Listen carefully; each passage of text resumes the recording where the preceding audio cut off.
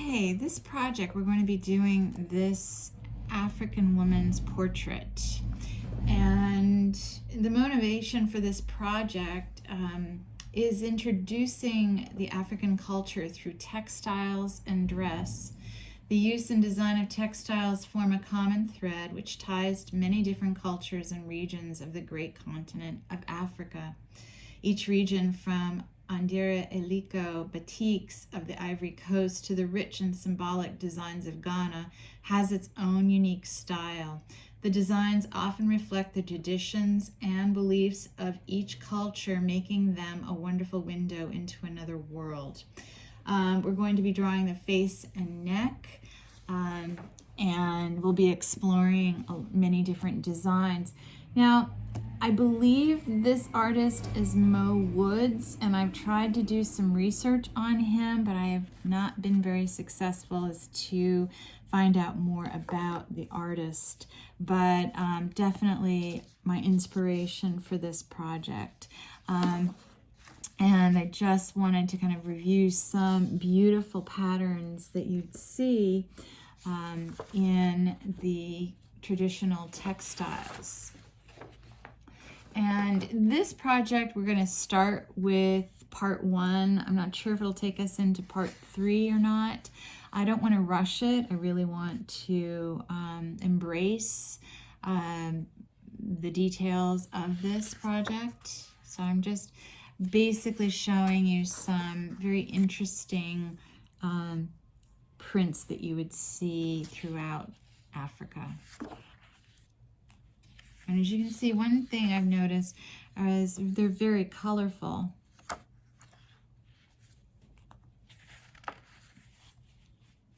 Now this one is black and white, but such a beautiful contrast and interesting patterns that are overlapping each other.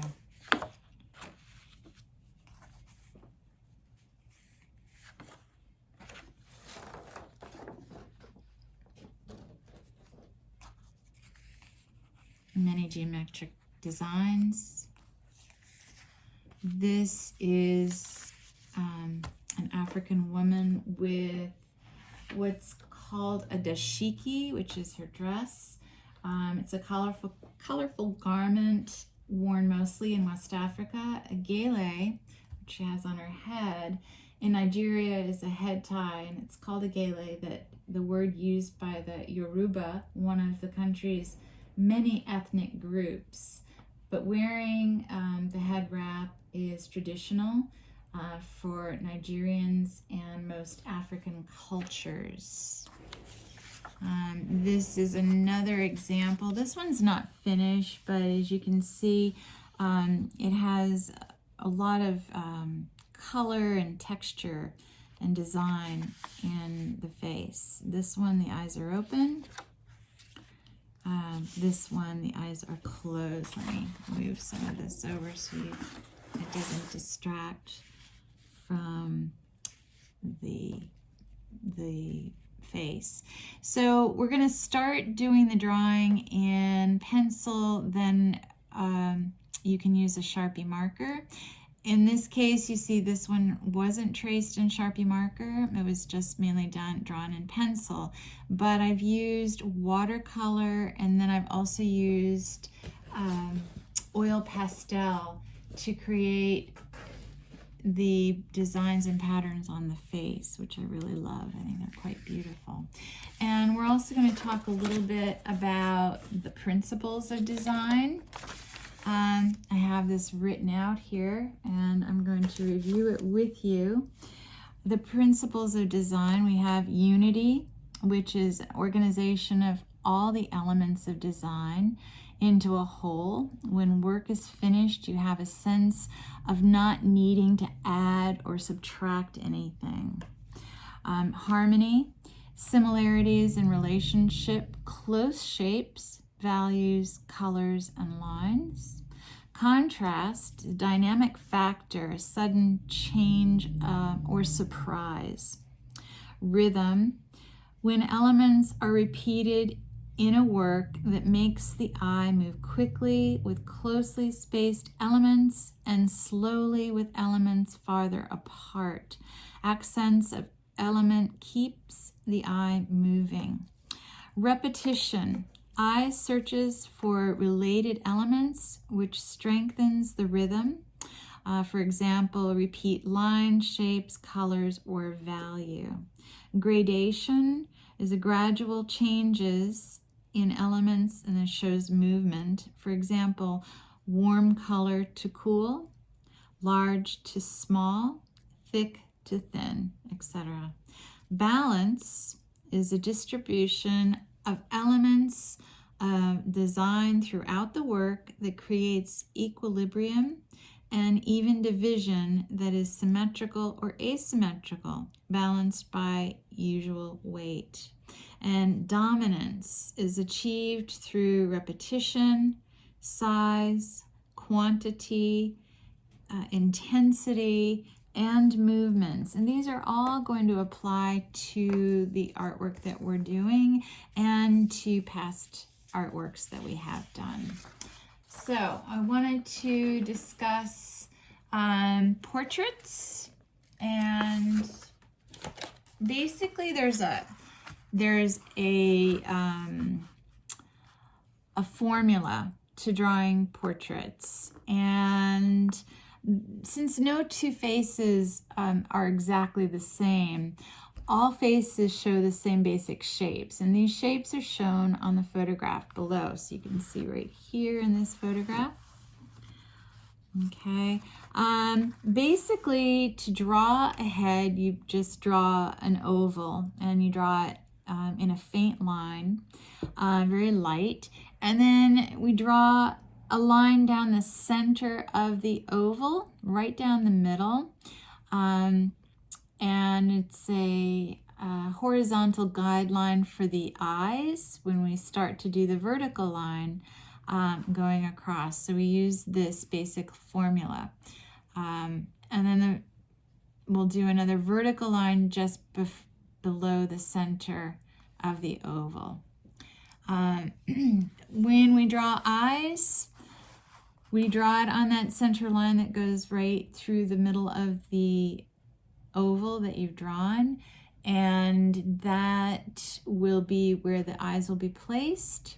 And when drawing the eyes, you use this central axis line right down the center, and you can draw an imaginary width of an eye very lightly, because that gets erased obviously, and then the eye connects to each end of the center eye, and that's where the space of the eyes would be placed.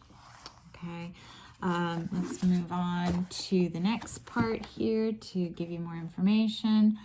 And once you've drawn your eyes out and the eyebrows, using that central axis line down the center and another vertical line just below it, you will then start to use that line to create the nose. So here's a little bit of a better example. Here's the central axis line. Here's your oval for the head. And then you draw from the middle line of the oval two more. The next one being the line for the nose, and then one more just below the nose line going across for the mouth, the bottom lip. And so the face that we're going to be drawing is a very kind of unusual one, since I've shown you the sample here. So it's not a realistic example for the face. It has a very stylized look to it. It's not,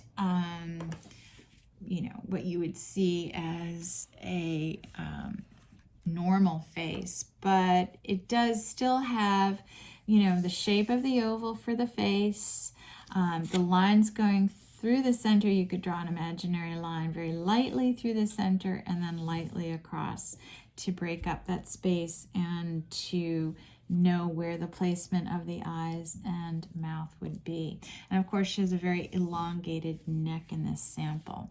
So I am using a slightly larger piece of paper. I'm using this mixed media paper. I also have a 9x12, which I recommend you use. It's a little bit larger than the paper that we have been using. Okay. All right, sorry. And so we're going to get our paper, and then we're going to start to draw our image. So make sure you have a nice white side, 9x12, so we can draw big. And lightly, we're going to be, I've drawn it out lightly, but I'm going to now start to go over it with marker, and then you can just do it in pencil instead of marker to get started. So we're going to kind of use this middle, find the center, and then move your finger up a little bit more from the center, and then make a guide dot. Okay, so the guide dot will mark where we're going to do the top part of the oval. So from that guide dot, you are drawing this oval shape.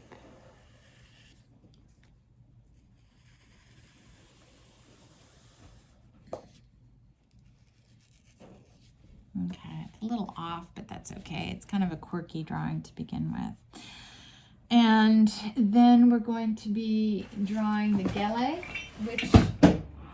which is the headdress. And so we're going to go to the side of the head, and you're going to extend that and kind of go up.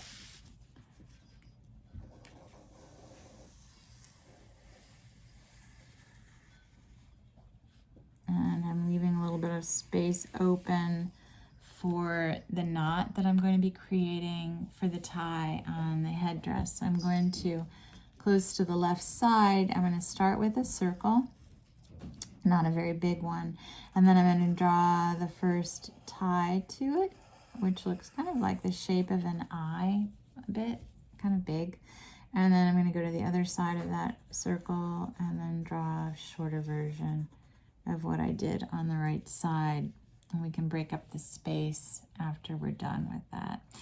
Okay, so now I'm going to be drawing, if you were to do a light line down the center, these eyes are a little bit closer than if we were to do a live portrait or a real portrait. So we're going to make two curved lines for the top of the eye, which are kind of big eyes, more accentuated. And I'm going to just have this nearby to show you.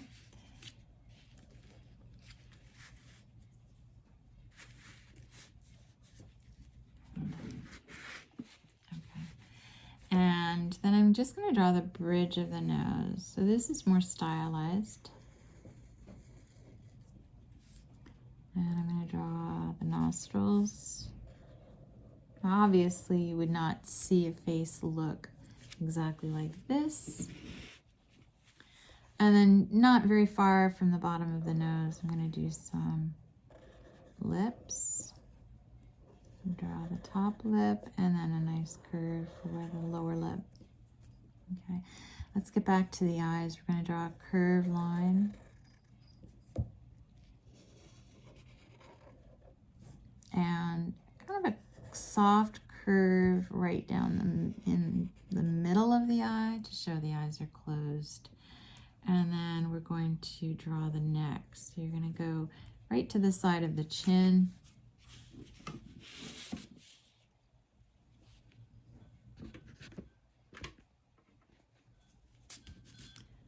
And to the other side here. And we're going to draw a nice elongated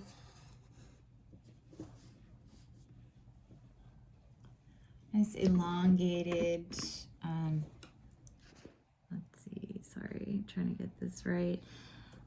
Take that all the way down, kind of curve in, and take that right to the edge of your paper. And then we're just going to go to the top of the bridge of the nose and curve out to the side of the face and go just above that curve line and do another curve on the other side. And let's kind of do the same on the other side of the face. Okay. And then what we're going to do is kind of look at, here are a couple of other pieces of work done by the same artist. And let's look at some of these patterns to get some ideas for some of the artwork. And as you can see, they're beautifully colored in, lots of diagonal and geometric shapes and organic shapes. And then here's another one, really beautiful. The colors just pop out at you. So this should help give you some ideas for the headdress that you want to create, or you could just do a simple checked pattern like you see here with this broken space pattern over here, kind of breaking that up. And as you can see, the colors on the face are broken up kind of into different planes on the face, broken up with dots, with repeated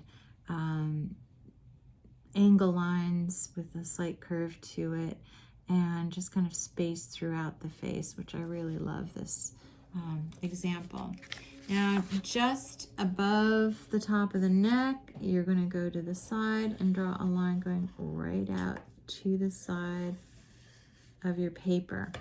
And then just kind of clean up any pencil lines before we start to go over it with our paint.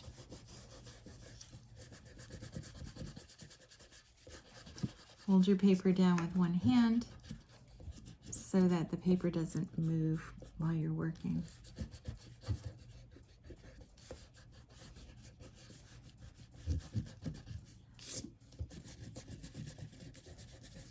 Now, you don't have to do the same patterns that I'm choosing to do. You can most definitely do different patterns on your headdress.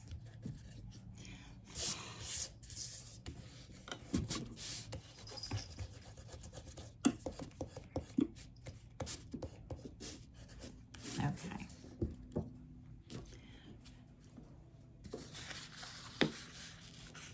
Okay, now I think I'm going to definitely do the checks, so I recommend using your pencil first, and you can draw your lines kind of following the direction of the head wrap.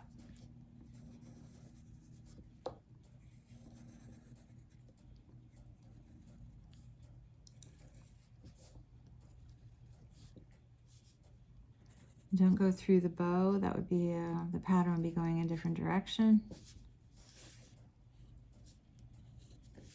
Let's see, and with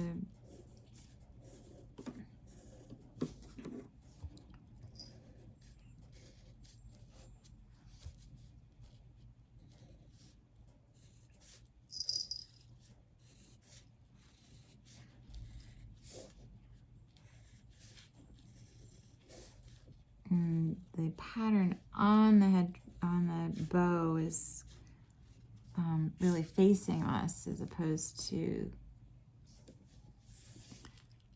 let's see, as opposed to the side of the headdress. That doesn't have to be perfect. Just do the best you can.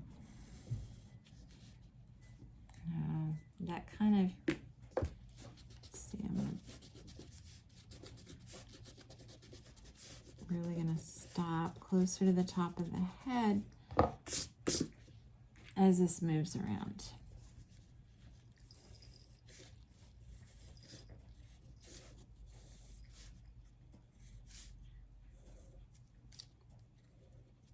Okay.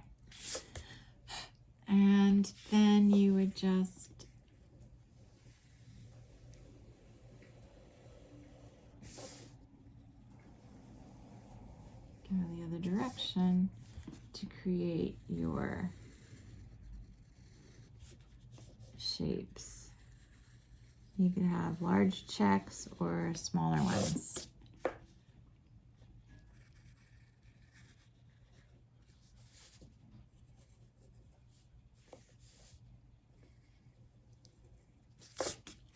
Okay, these are kind of going in different directions, so clean it up, fix it, and then go from there.